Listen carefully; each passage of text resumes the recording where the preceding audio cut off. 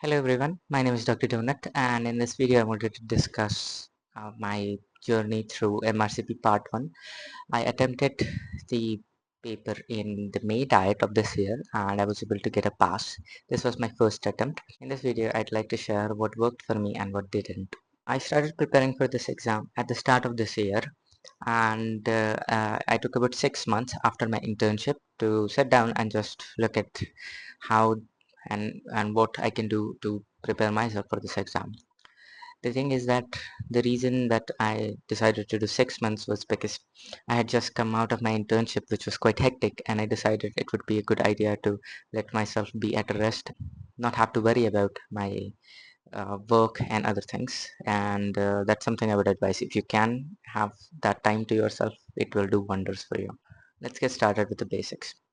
I did not use a textbook. I only used one platform during my entire preparation, and that is PassMedicine.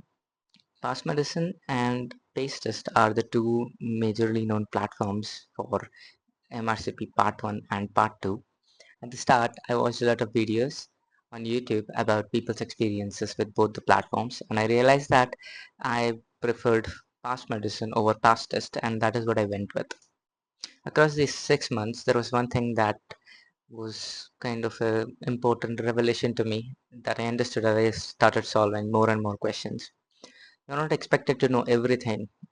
What you're expected to know is that one differentiating factor that helps you differentiate between two quite similar conditions or two quite similar options. That is, I think, the most high yield thing that you could go out for as you're practicing MCQs. Using this philosophy, I was able to make an Anki deck which helped me during my preparation, and the name of this Anki deck is MRCP Part 1, How to Fly a Dragon. My starting point was after my internship.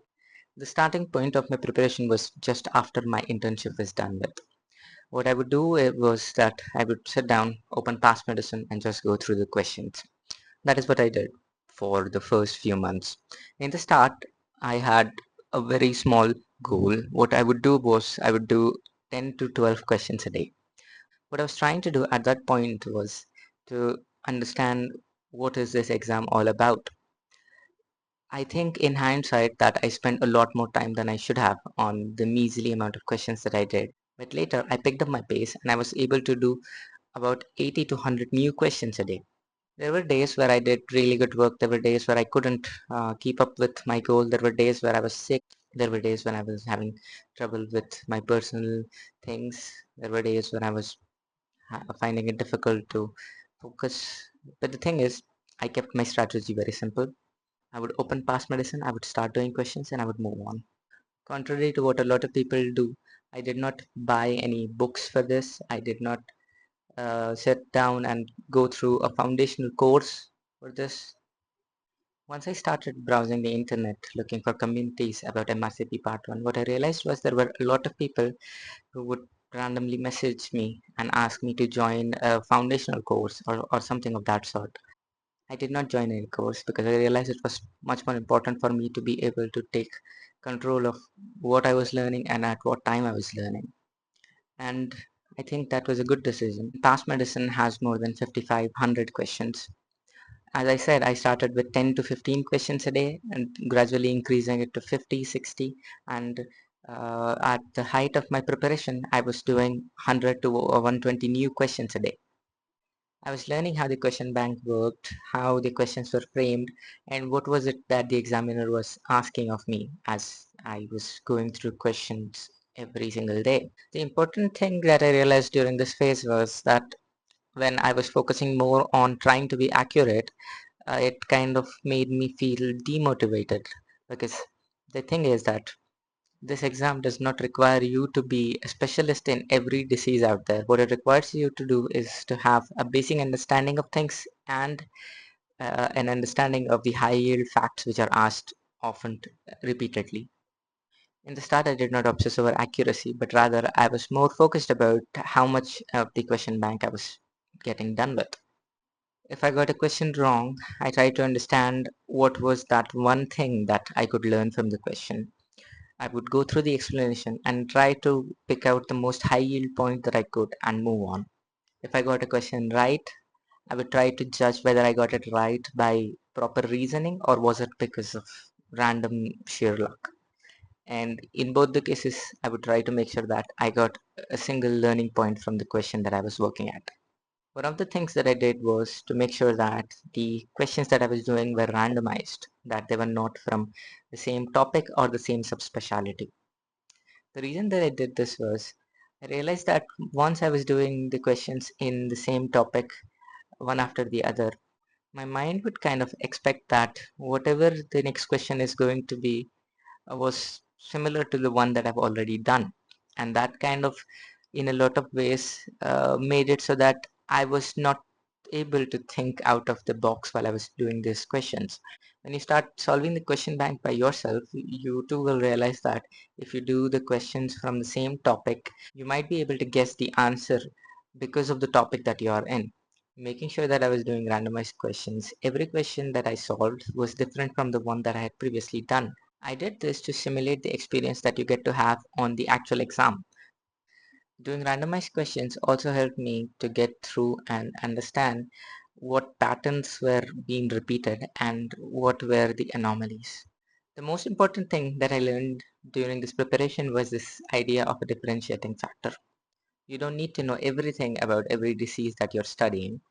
What you need to know is that single differentiating factor which helps you decide between two options. In the exam, you only get to have 1.8 minutes per question. So what you need to do is to have an anchoring fact, an anchoring idea for every topic and every question that you study. This anchoring fact could be a particular specific feature. It could be an ECG finding. It could be a lab finding. It could be the age group that the patient is in. It could be a drug association. It could be a complication that is very specific to a particular condition.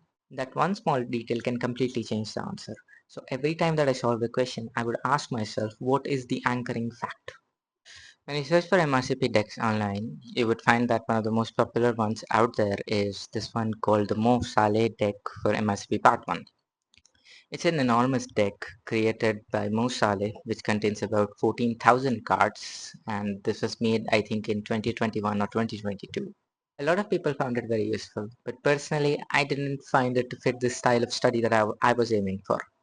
A lot of the cards in the deck rely on screenshots of the direct questions from different sources.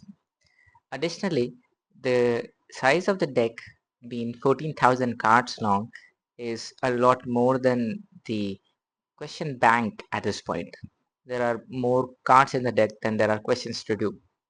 My attempt at making this deck was to make sure that I was able to do whatever was required to pass the exam without destroying yourself or without having to do a lot more work than is needed. I took thousands of learning points that I gathered across my preparation and tried to distill them into the facts that I actually wanted to remember for the longer term. And using that, I was able to make the deck that I talked about at the start of this video. The deck is named MRCP Part 1 How to Fly a Dragon. This deck has 2346 cards. It does not have thousands of screenshots, it doesn't have paragraphs from the textbook, but what it rather has is those differentiating factors which help me solve those questions. In this deck, what I tried to do was I tried to include a lot of the high yield facts, differentiating features, clinical criterias, and treatment guidelines. My criteria for having cards in this deck was how many questions can this card help me solve in the future. The philosophy is simple. Don't memorize everything. Memorize only what is required of you to answer the question correctly. This deck isn't supposed to replace the question bank. The question bank should always be your first priority. What it is there to do is to help you retain the information that you have learned. So the workflow becomes you attempt a question, you understand where you had a gap, and you move on to the next question. While on the other side with Anki, you repeat and ask yourself what the fact was, what the differentiating factor was at regular intervals to make sure that you have those volatile facts at your disposal for when you need them. I made this deck because I wanted something that I could finish alongside the questions rather than having something that becomes an entire task on itself. A few days before the exam, I made sure that I was not learning anything new. I made sure that I was only focusing on consolidating the information that I had previously learned and building up my confidence in what I already knew. My approach to the questions in the examination was quite simple.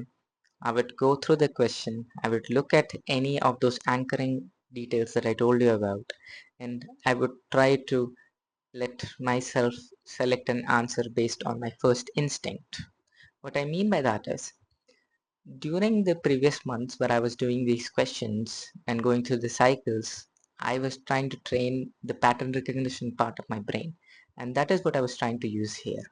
With limited time on the clock, what you should do is you should try to use that pattern recognition part of your brain by solving questions. Doing that, you can get to an option fairly quickly.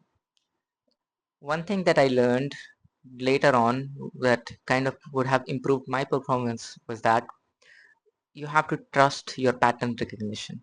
Once you think that an answer is correct in the exam, you have to go with it. The only reason that you might go back on the answer that you have selected could be that you have found an extraordinary evidence against the option that you have selected.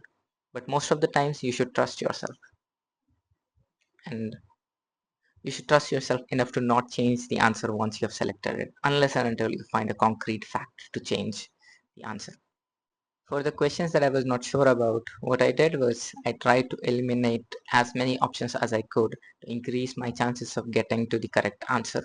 And that is all that we can do when we face questions which are out of the scope of our preparation. Every question that I did, I made sure to start it from zero. That is, I did not let the sadness or bitterness of one question contaminate the next question that I was approaching. And that made sure that whatever I was doing, I was giving it my best shot.